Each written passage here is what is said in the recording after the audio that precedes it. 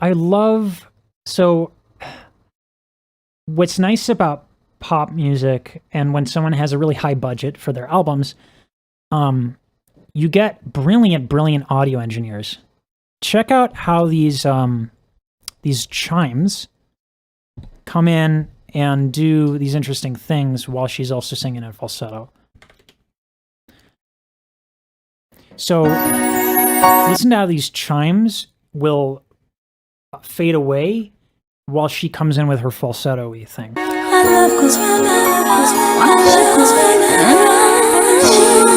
That delay is really cool too. It's not ping pong. So ping pong delay is kind of like, it's done a lot. But what's nice here is that there's the rhythm here. So the delay is in time between the headphones, or right and left.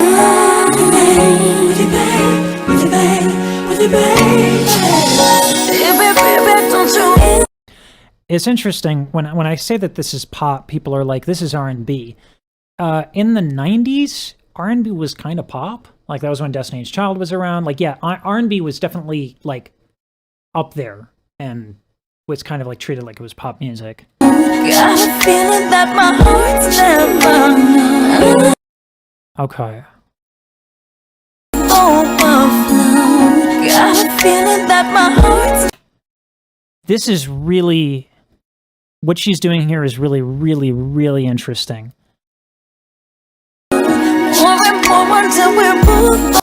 And I'm not sure if the sound quality is coming through because of her nodules or her polyps, but if it is, that's extra cool. Because these it's almost like glottal stops and like the false folds coming in on the bottom to add this like grit. Right? That growl is almost partial in a way. Like it's like she just growls for a hot second there. And then she switches from like false fold contraction into this open falsetto kind of thing. It's really cool. So if you want to feel your false folds, if you just like hold it, like if you really let air pressure build up on a T, you're going to feel this. The false folds come in as a protective measure against coughing. So anytime you throw a lot of air into something, the false folds can come in. Also, you can contract them at will. And you can also retract them. So here's what it sounds like. These are neutral false folds. If I retract my false folds, you get a much deeper radio sound. This is kind of neutral. And this is what happens when you contract them. It sounds really aggressive and harsh. So listen to how she's using her false folds here. You hear the false fold contraction there? Completely open into a falsetto.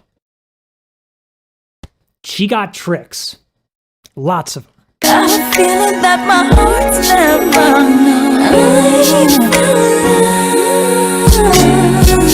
And I love these overdubs. You can tell she's put a lot of work into the album because the way that these overdubs are done, a lot of people will save time by adding a chorus effect. Which is what I do. I don't do overdubs, they take a lot of time. And to do this clean takes a lot of time. Watch how consistent everything is on these overdubs. To the point where even her vibrato is in time. Check this out.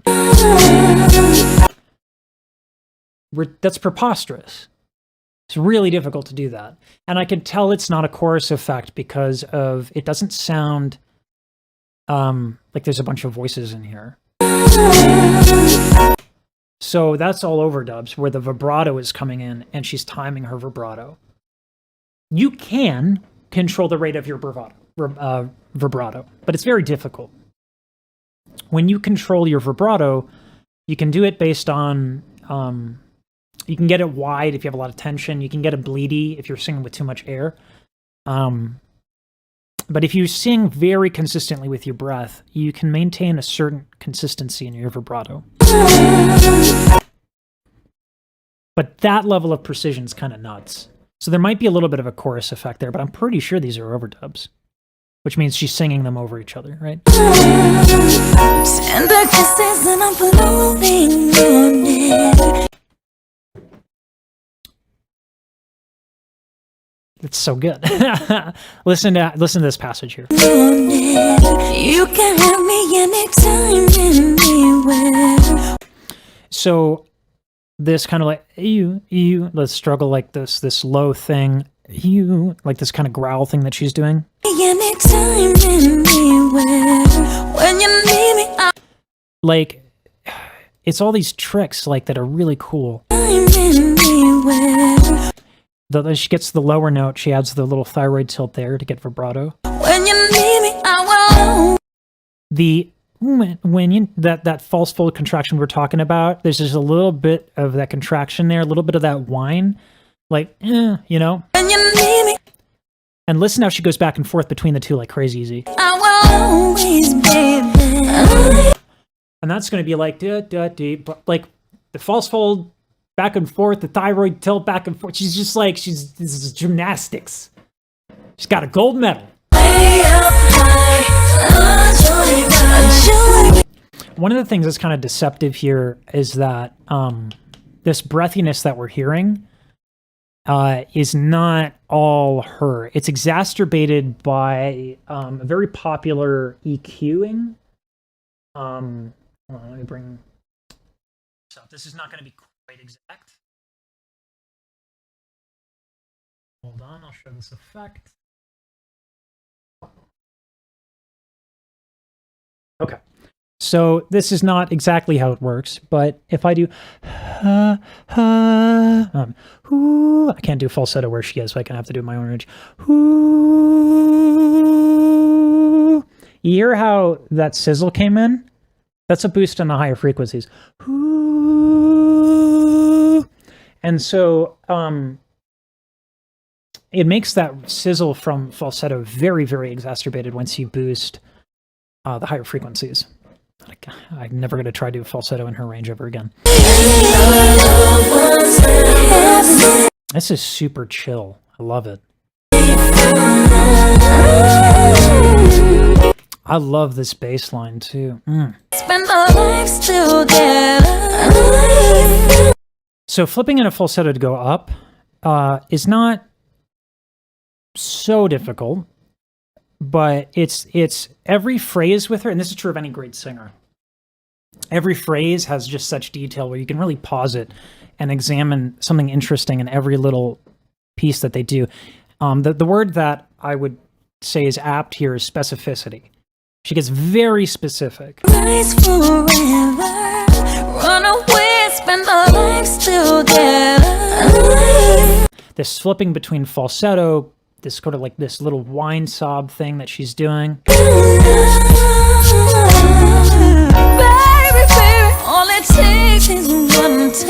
That was the first belt that we've heard so far, and it was held back. Not really held back, it's just not that high.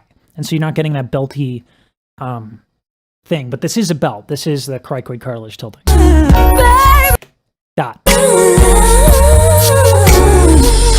That scale is actually pretty nuts. Right here.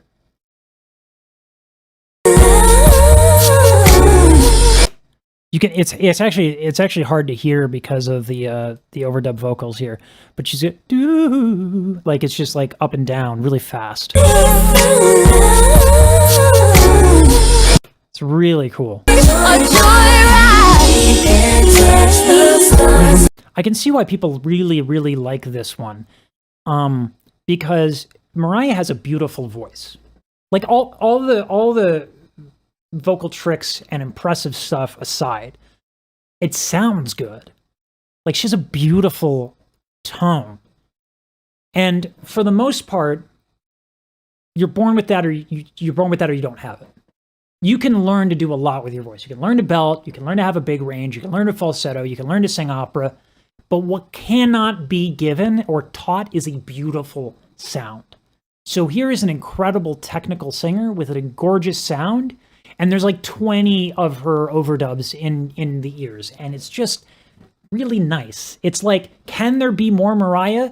The engineer was like, yeah, I think we put 20 Mariah Careys in a song and it'll be a hit. And he was right.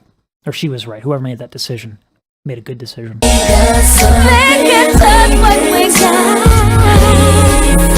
I love that. So, you know, falsetto and mixed voice are not like these on and off switches. They're on a continuum, a dimmer switch, if you will. How much falsetto you want to put there, how much vocal closure you want to put in there is on a dimmer switch. And listen to how precise she is in these shifts. I just love that. I love that. That's more of that, like, let's put 20 Mariah Careys in one note, and it's a good idea. Listen to this. Great belt there.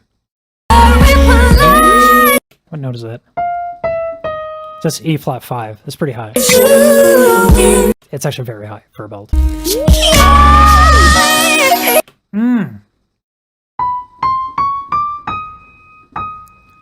So, let's I think E flat 6. No, it's E flat 5. But what I really like here is that she goes from the belt, working like cricoid tilt, into the thyroid tilt, which is more classical. So, the thyroid tilt is what gives vibrato, right? Gives that sort of classical sound. That belt sound is, hey, you know, like it's like you're shouting across the room with very little air. She does this belt first, then she adds the thyroid tilt, and then she untilts the cricoid cartilage. And you can tell because of how the dynamic shift is.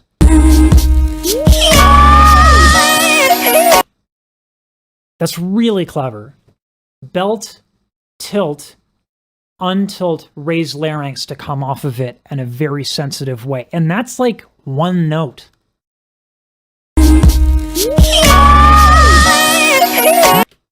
And then she cracks purposefully to give this sort of vulnerability to come off of it. These are more than just technical little show-offy things. This is her making art. This is, like I said earlier, decisively making these decisions each phrase. That's an artist.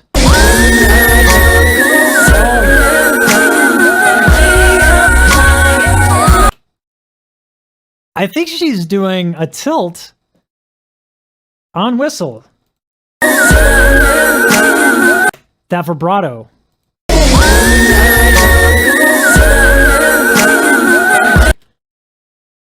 There's so much going on just in the whistle alone. Like, look at where this goes. Listen to this. Do, right? It's melody. So she's singing melody on whistle register. But what's more impressive to me, so when you do a thyroid tilt, it's like stretching a rubber band out. That's, you know, the folds get stretched out and they become more taut, like you would have a rubber band, right? And that's what allows people to go higher, and that's also where, when you do like classical singing, that's where the power comes from. But what's difficult is not only are these folds being kind of pulled like that, but with whistle register, you have to have that little tiny opening. So she has that little tiny opening while also pulling the folds taut.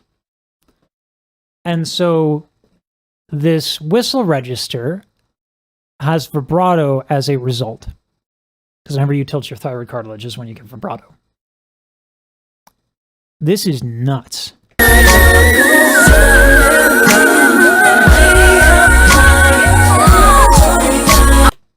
The other thing that's really, really, really impressive, when you go really high, your folds are very thin. You need very, very, very, very, very little air the higher you go, because the folds will thin, and if you put too much air, they will flip into falsetto. Whistle is not falsetto. There is closure during whistle. The folds are together with the exception of one little thing. It's the same way that, right? You whistle, the way you whistle, there's a reason called whistle. It's called whistle register, right? So the length of this phrase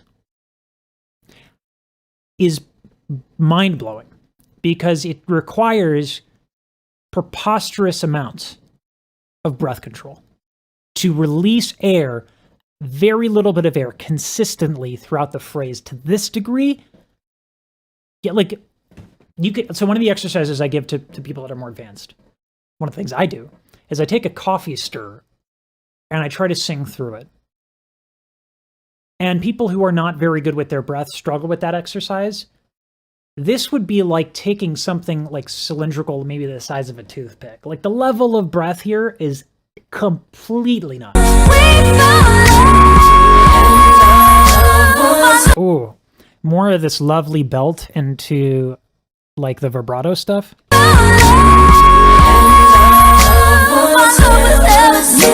She closes off the vowel too.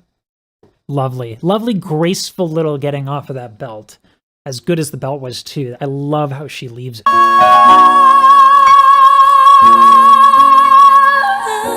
Oh, man.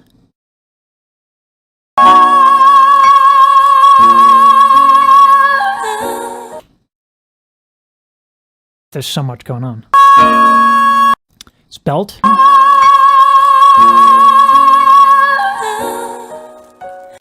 And then that little crack there.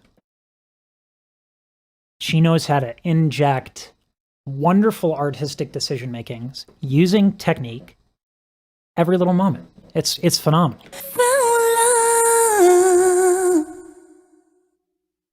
I mean, how can you not love that? Like even if you don't like the music, right? Like to me, that's not your taste. Objectively, though, that's marvelous singing. I don't care. Like that's just objectively really, really incredible technique. And I personally think it's also very musical and wonderful in its own right. So yeah, anyway. If you like this kind of video, check out the live streams. I got it right, finally. The live streams right over there, either one of the two. Pick whatever one interests you. That's where I let viewers decide what we're reacting to, what we're talking about. So if that interests you, go ahead and check those out.